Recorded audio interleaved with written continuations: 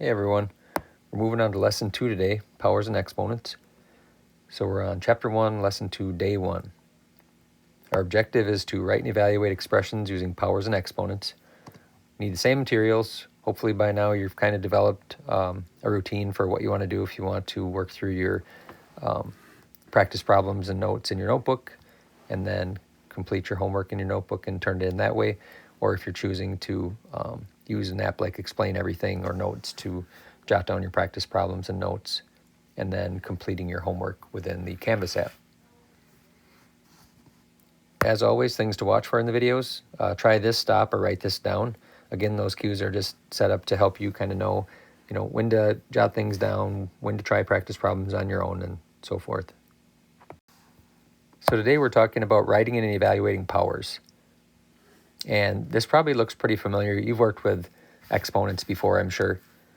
A product of repeated factors can be expressed as a power, that is, using an exponent and a base. So the base number is the original value. The exponent is that little number written in what's called superscript that says, to what power are you going to raise the base.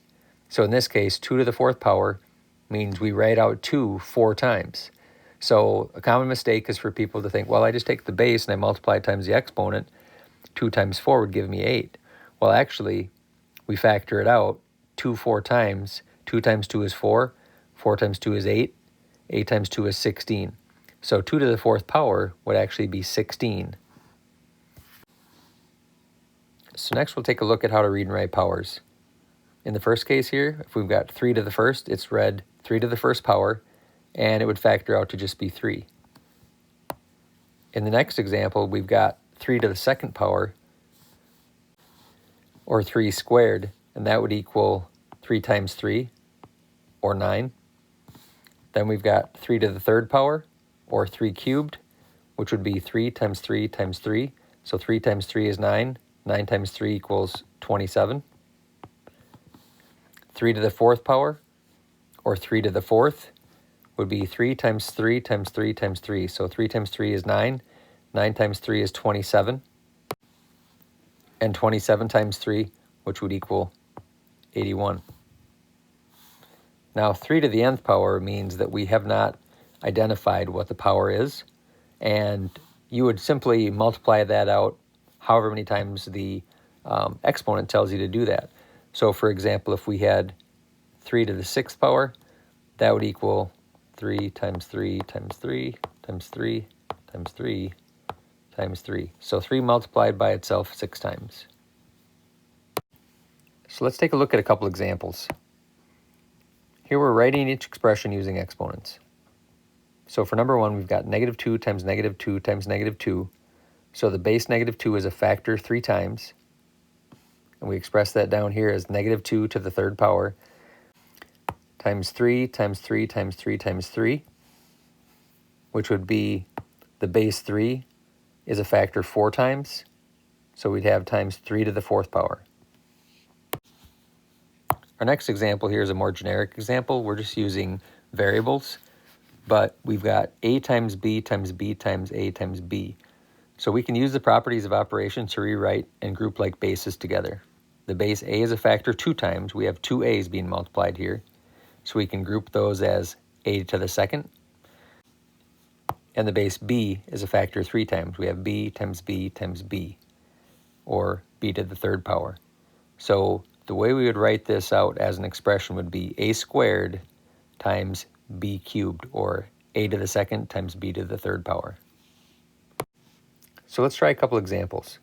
Here you've got a, which is 1/2 times 1/2 times 1/2 times 1/2.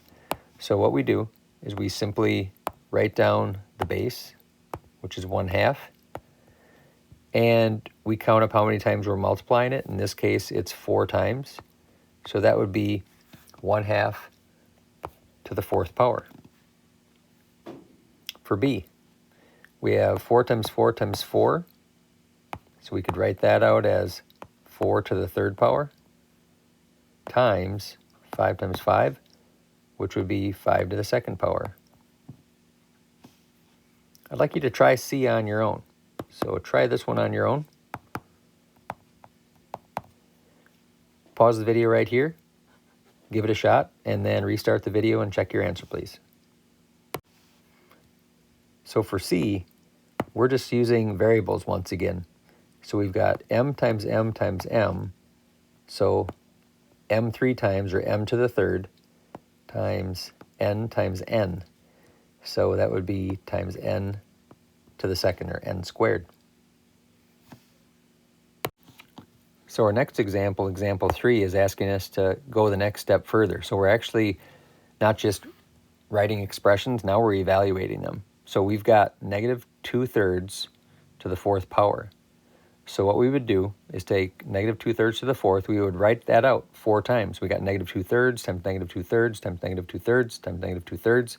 And what I know about multiplying fractions is I just simply multiply all the numbers across the top, so all the numerators, and then I multiply all the denominators. So if I take 2 times 2, I get 4, times 2 is 8, times 2 is 16, and then I take 3 times 3, I get 9, 9 times 3 is 27, and 27 times 3 is 81.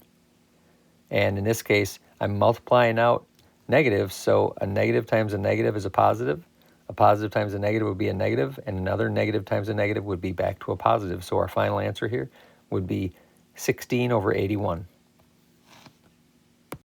So let's try a couple more examples. So we'll start out with D. D is 4 to the 4th power.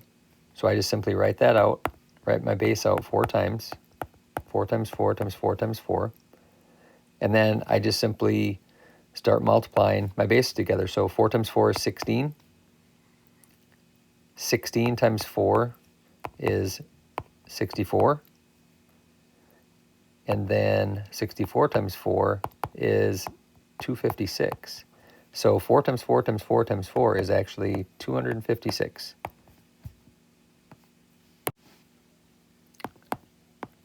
Go ahead and try these two on your own.